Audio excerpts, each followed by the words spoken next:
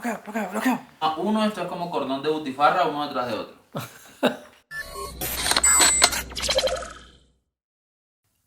Hola amigas y amigos de Estereoscopio, hoy vamos a leer nuestro horóscopo. Primero el tuyo o el mío. Primero el tuyo. Ay. Porque lo que vamos a hacer es, lo que diga el horóscopo lo vamos a hacer. Lo vamos ya. a hacer, inevitablemente. Sí, sea, lo que diga que lo vamos a hacer. Dice el horóscopo, hace algún tiempo que estás dando vueltas a diario a la posibilidad de comprar un apartamento o una casa, Géminis. Oh, por Dios. ¿Te gustaría tener un espacio propio y consideras que pagar un alquiler, en cierto modo, es un dinero tirado? Te encaja perfectamente esta idea y hoy es un buen día para inspeccionar terreno. Ok, vamos a comprar casa. Me tocó comprar una casa.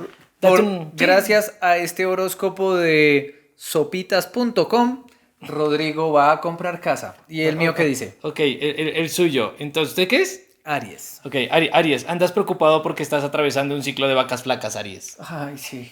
Y eso te supone un problema más porque no dispones del dinero que te gustaría. No tengo dinero. Quizá te puede ayudar alguna persona cercana que es experta en el tema económico. Tengo que pedirle ayuda a alguien. Pídele que te ayude a normalizar tu economía, pero no pierdas el buen humor por ello. Por favor, dice sopitas.com. Has de aprovechar este día libre. No sé por qué dice que este día es libre. Yo no tengo días libres. Sí, nunca. básicamente salir y divertirte. Vamos Bueno, de fiesta. No puedo, tengo que buscar el apartamento. Sí, lo siento, estoy ocupado. Yo me voy de fiesta, usted busca el apartamento. Suerte, nos vemos, que estés muy bien. Hola amigas y amigos de Estereoscopio, yo soy Daniel. Y yo soy Rodrigo. Y el día de hoy vamos a hablar de Aura García Junco, una escritora mexicana que nació en la gran Ciudad de México en 1988. Muy juiciosa, ella estudió letras clásicas en la UNAM. Sí, estudió lo que escribían los griegos y los romanos hace 2000 años. Solo para que vean los niveles de nerdura de las autoras que presentamos nosotros acá en Estereoscopio. Por favor. Bueno, es una escritora, es traductora, es ensayista mexicana, ha sido becaria en el programa Jóvenes Creadores del Fondo Nacional para la Cultura y las Artes, o sea, el FONCA, la Fundación para las Letras Mexicanas y la primera residencia Under the Volcano en 2018, eso es en Tepoztlán. En 2021 fue nombrada por la revista Granta como una de las mejores escritoras jóvenes de la lengua española. Publicó su primera novela, Anticera, Artefacto Dentado, en el 19 y su segundo libro, El día que aprendí a no ser amar, en el 2021. Y su tercera novela, Mar de Piedra, es de la que les vamos a hablar el día de hoy. Y además también hizo guiones para una serie de Netflix que está basada en un personaje de Paco Ignacio Taibo II, que es un detective que se llama Velasco Arán. También fue guionista de Velasco Arán. ¿No canachas? Sí. Bueno, nosotros vamos a hablar de la autora Aura García Junco, pero en particular vamos a hablar de una novela que publicó Seix Barral el año pasado, en 2022, que se llama Mar de Piedra. ¿De qué se trata Mar de Piedra? Mar de Piedra se trata de muchas cosas y una sola cosa a la vez. Una selección de relatos fragmentados que se entrecruzan gracias a un dispositivo narrativo que es a la vez, en el mundo donde ellos habitan, una forma de ver el futuro, es una religión. En ningún momento del libro nos queda claro si efectivamente esta forma de ver el futuro, los matangs, son simplemente como un horóscopo que igual que el horóscopo no va para ningún lado, o efectivamente sí funcionan. Y lo más chistoso es que dentro del universo del libro mucha gente no cree en los matangs, Sí. pero los matangs sí sirven, pero los matangs no sirven, pero los matangs sí sirven. Y lo mismo pasa con la estructura del libro, Sí. ¿no? Entonces tenemos la historia de 6 voces, Personajes, sí. personajes, pero es que están ubicados además geográficamente en diferentes puntos de Ciudad de México y sus vidas, sus tiempos y sus espacios y sus discursos se cruzan los unos con los otros. Y básicamente nosotros tenemos a partir de estas 6 voces que se entrecruzan a la manera en que se entrecruzan las ramas de un matang y que se están entrecruzando y se están hablando. Es decir, de cierta manera, la estructura del libro es una estructura de matang, digámoslo Sí. así. Pero el mundo que están contando es un mundo que se puede dividir en 2 grandes... Bueno, empecemos por el asunto de que es un libro, obviamente, de extrapolación, digamos. No estamos en el mundo real en el que estamos viviendo, sino que es un mundo radicalmente diferente que se divide y las extrapolaciones son 2. El primero es el matang, es decir, que existe esta idea del matang, que es una idea de la Polinesia, que es de una tribu por allá de la Polinesia, en donde tú podías como tener la historia completa de tu vida en este pequeño artefacto que es el matang, en donde si tú lo leías... Es un mapa, artefacto, dibujo, lugar Sí. de existencia, fetiche Exacto. y amuleto. Digamos, todo al tiempo y que existen realmente, es decir, los matangs existieron realmente y lo que hace el autor es tomar esta idea del matang y ponerla dentro del mundo como una forma de adivinatoria, pero también de religión, como estaba diciendo Daniel. Pero la otra cosa que está ocurriendo es que hay una serie de estatuas que están apareciendo en una calle y estas estatuas que están apareciendo en una calle, al parecer, porque todo esto, no queremos decir sí, sí, yo no quiero decir sí, sí o sí, no, justamente para jugar un poquito con lo que pasa en el libro y no contarles el final de spoilers, al parecer representan o corresponden a personas que han desaparecido, mujeres que han desaparecido en Ciudad de México. Entonces es muy particular porque están como estos dos elementos que configuran este mundo en donde se están moviendo estas 6 voces, cada cual contando su historia personal, pero que se van entrecruzando de una manera muy particular dentro del argumento. Ahora, Rodrigo, hay una cuestión que yo creo que cualquier persona que nos sigue y que está como muy clavada con la ciencia ficción, sobre todo las personas que están como en el lado más duro de la ciencia ficción,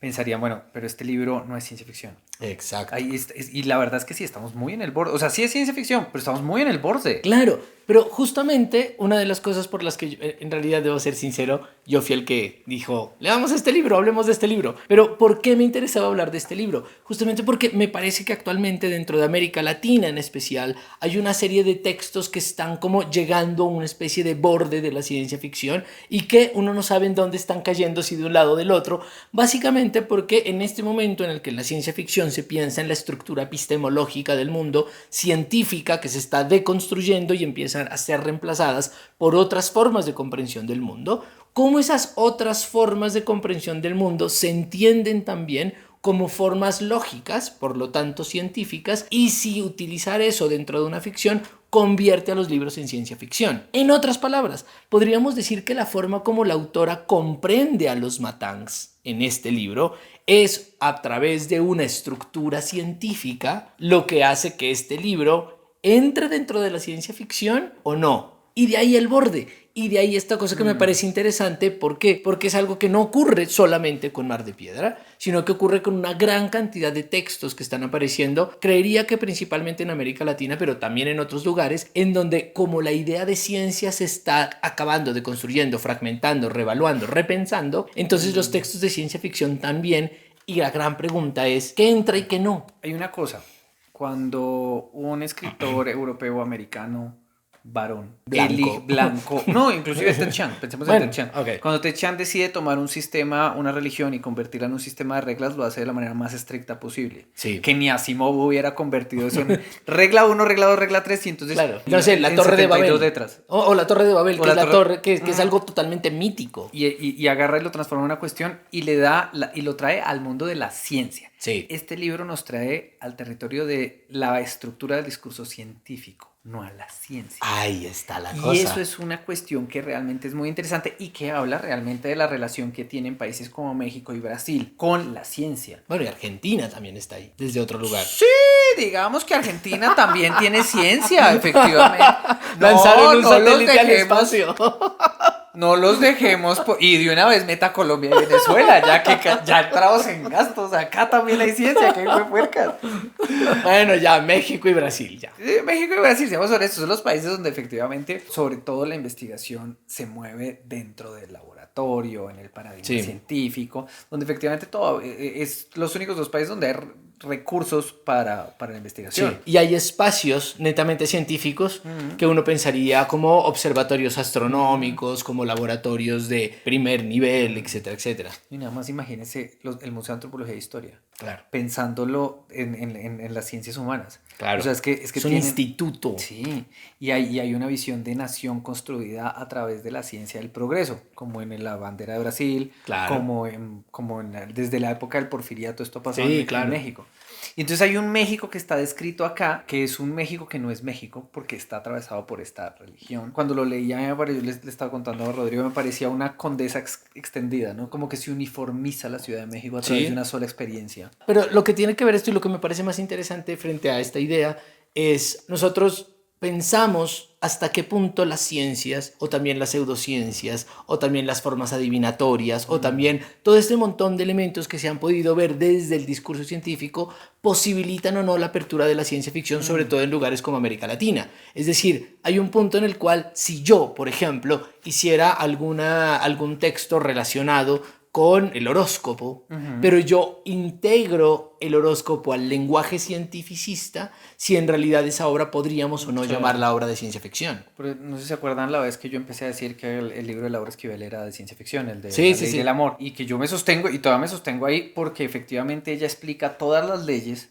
que rigen la otra vida y los explica y son fijas. Sí. Y acá no hay leyes fijas. No. Acá hay es como la existencia de la homeopatía. La homeopatía se ve a sí misma como una ciencia y utiliza el discurso de la ciencia para vender su fantasía. Claro. Este libro hace eso.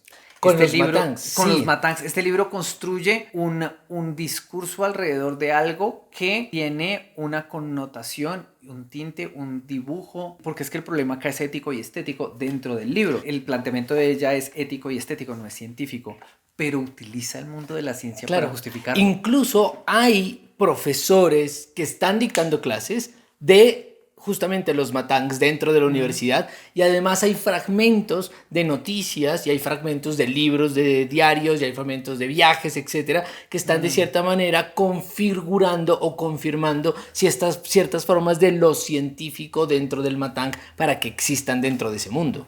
Es decir, lo científico también aparece a veces incluso dentro de lo argumental, pero también dentro de pequeños gestos literarios que tienen este tipo de fragmentos que están de cierta manera recalcando la idea o legitimando esta forma de los Matangs como una especie de lenguaje cientificista. Todo esto articula con la vida cotidiana y articula con una cotidianidad muy vulgar, donde uno va a un espectáculo, donde uno tiene una relación, donde uno se da piquitos con alguien. En algunas personas podrían pensar que el libro tiene como un discurso específico sobre LGBTIQ, pero la verdad, yo por ese lado no lo vi. O sea, son como unas relaciones muy humanas y por ahí no va. Es más súper anclado en esa cotidianidad, en algo que yo creo que cualquiera se puede identificar cuando lo lee. Pero yo quisiera, antes de pasar Antes de irnos al territorio del capital. De lo cotidiano, cuando yo leí este libro, estructuralmente hablando, yo recordé muchísimo a Philip K. Dick con El hombre del castillo, porque tenemos como ciertas cosas que están, exacto,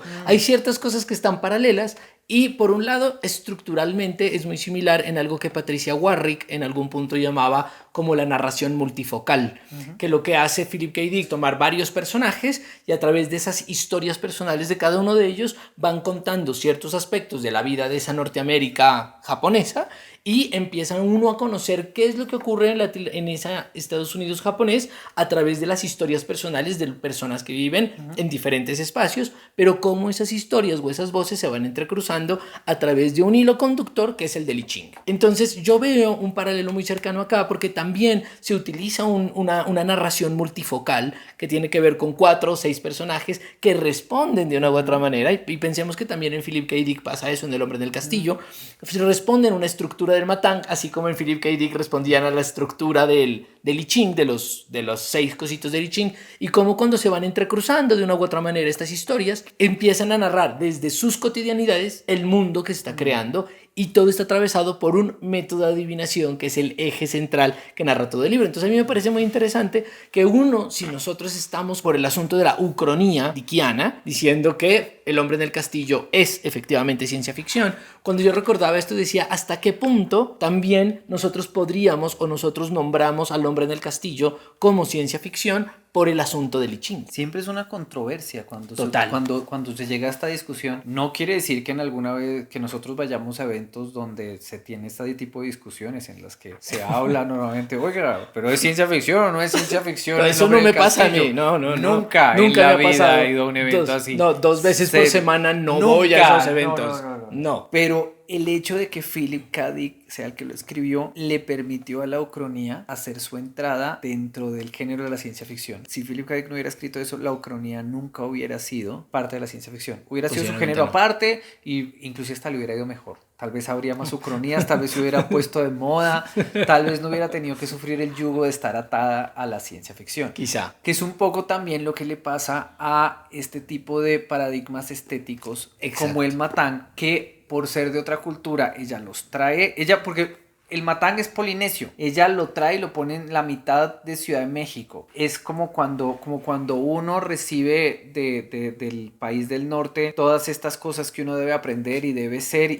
¿Por qué las hacemos? Porque sí, porque vienen de allá, porque son lo que hay que hacer. Esa es nuestra religión es externa. O sea, nosotros, las personas que tienen una religión o las personas que nos educaron en una religión, pues nosotros tenemos una religión que española y del Medio Oriente. Sí, que llega de España, pero llega del Medio Oriente, España, acá. eso es extranjero, a uno le cuentan la historia de un man que nació en un lugar y sin embargo, bueno, esa es la religión de nosotros. Eso está acá con esa idea de ese matán externo que viene y rige y configura, porque si hay otra cosa muy especial es que no solamente la estructura del libro es un dibujo, es el dibujo del matán, sino que el matán también está estructurando la ciudad como ella la describe, porque la forma en la que ella pone las calles parece también esta cuestión del dibujo. Hay una geografía y hay una geografía del cuerpo, o sea, hay realmente un pensamiento muy complejo alrededor de la construcción del libro, que yo creo que es muy importante como abordarlo. Está también esta idea de los desaparecidos y de las estatuas. Yo había leído esa idea antes en un cuento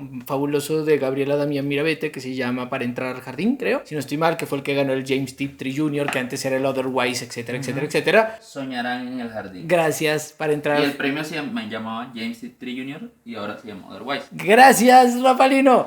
Porque Para entrar al jardín en realidad es un cuento súper misógino de Gusto Monterroso.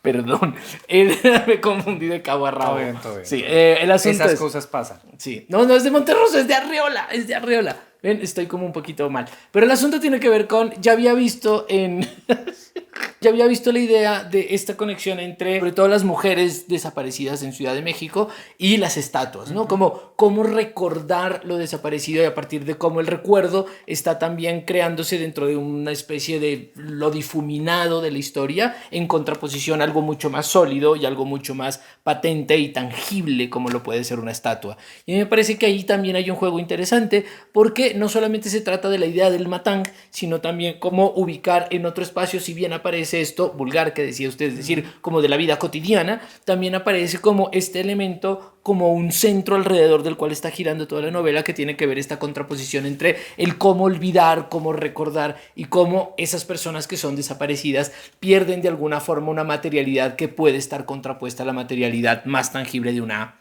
estatua. Pero lo mejor es que esto no queda claro. Sí. Es lo mejor. ¿Por qué? Porque eso pasa con todos los desaparecidos en México. Y bueno, en Latinoamérica, pero México, pegar la garra. Sí, tal cual. Esa idea, ya está, ya dijimos en algún punto. No hay una resolución. No hay una resolución frente a la idea de los desaparecidos y las estatuas, porque es imposible tener una resolución. Igual, créanmelo, hasta donde vamos, no hemos dado absolutamente ningún spoiler. Es un libro, no les vamos a mentir, es un libro complejo, es un libro difícil de leer, no es así de, no, es un libro que toca echarle cabeza, Es muy interesante. Y me parece muy interesante también ver cómo estas autoras latinoamericanas también están apostándole al género y están apostándole a la ciencia ficción, y uno puede ver cómo nuevas autoras están proponiendo nuevos libros y están proponiendo nuevas cosas que están haciendo. Este libro es del 2022, o sea, del año pasado. ¿Qué podríamos hacer? ¿Qué? Preguntémosle a la autora. Bueno. Preguntémosle a la autora por su lugar en la ciencia ficción. Ok, me parece muy bueno. Preguntémosle.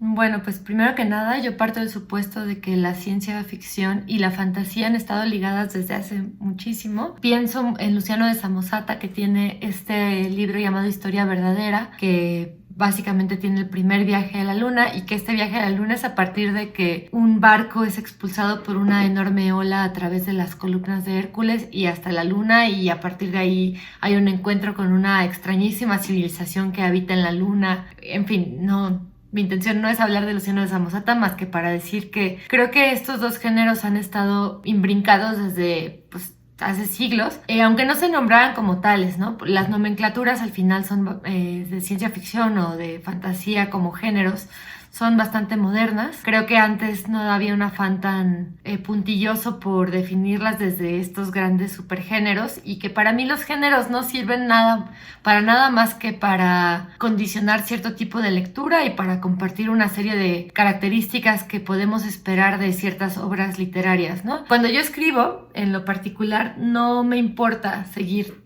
a rajatabla esta serie de características. Me importa escribir y me importa crear mundos que me parezcan verosímiles, que me gusten, que quiera habitar, en donde encuentre problemas interesantes que explorar y donde pueda tener una serie de personajes existiendo e interactuando con las peculiaridades de estos mundos. Entonces, creo que propensa a las definiciones, no me interesa tanto ver qué es o qué no es ciencia ficción. Eso se lo dejo a les académiques. Yo prefiero explorar a partir de ciertas libertades que dan ambos géneros y simplemente englobarlo todo como ficción especulativa y ser feliz con ello.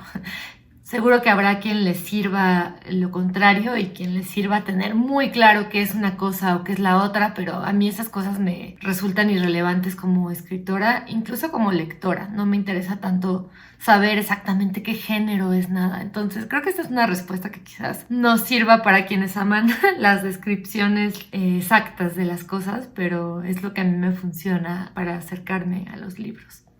Bueno, y si les gustó nuestra visión de Mar de Piedra, no se olviden darle like al video, suscribirse al canal, tocar la campanita, escucharnos en Spotify. Acuérdense de buscarnos en Spotify, es la mejor manera. Van en el bus y, ¡ay, qué chévere! Escuchando Estereoscopio, no voy en este bus suramericano. No voy recorriendo el mundo, puedo aislarme, puedo entender el mundo desde O también si Estereoscopio. recorren el mundo también pueden escuchar Estereoscopio. Uf, También. No, o sea, Estoy- estoy caminando por la muralla china Escucha Estereoscopio. Wow. Fenomenal. Yo lo haría. No, Yo lo haría. Safari en el Serengeti. Escuchando Estereoscopio. ¡Guau, cayó! Eso sería Yo lo haría. Totalmente. Total. No, Estación Espacial Internacional. Escuchando Estereoscopio. ¡Ah! Si nos escuchan en la Estación Espacial Internacional, comenten, digan, oh, sí, los escuchamos acá en la estación. Sí, se toman una foto en el espacio, cantan Major Tom. No, ya está. Sí, yo estoy seguro que nos escuchan desde la Estación Internacional Espacial. Así que saludos al espacio. Y saludos a Spotify. Y bueno, nosotros queremos también agradecerle a las personas que nos ven y sobre todo a las personas que nos comentan. Recuerden comentarnos porque comentarnos en YouTube es muy chévere. Que esta semana fueron Sergio Maya, Franco Cabrera, Laura Ponce, Guillermo Ramírez, Camilo Uribe. Hola Camilo, ¿cómo estás? Araceli Guerrero, hola, Rafael Ramírez Ríos, Fabián Glagowski, Salvador Durán, Camilo Navajas, Emilio Arias y a Juan Ramón Vera Rodríguez, que le mandamos un saludo especial porque le está yendo muy bien con su libro Hambre. Y le está yendo muy bien, ha salido como en listas de libros muy vendidos, etcétera. Así que un saludo Juan Ramón. Congratulations, de verdad. Congratulations, qué chévere que esperemos que Estereoscopio te haya servido para que tu libro Que usted se imagina que luego en las tapas de los libros llegue como, y claro, veían Estereoscopio y por eso. ¡Órale! Bien, desde la Estación Internacional Espacial. Muchísimas gracias, espero que les haya gustado nuestra lectura del día de hoy de Mar de Piedra de Aura García Junco. Adiós. Chao.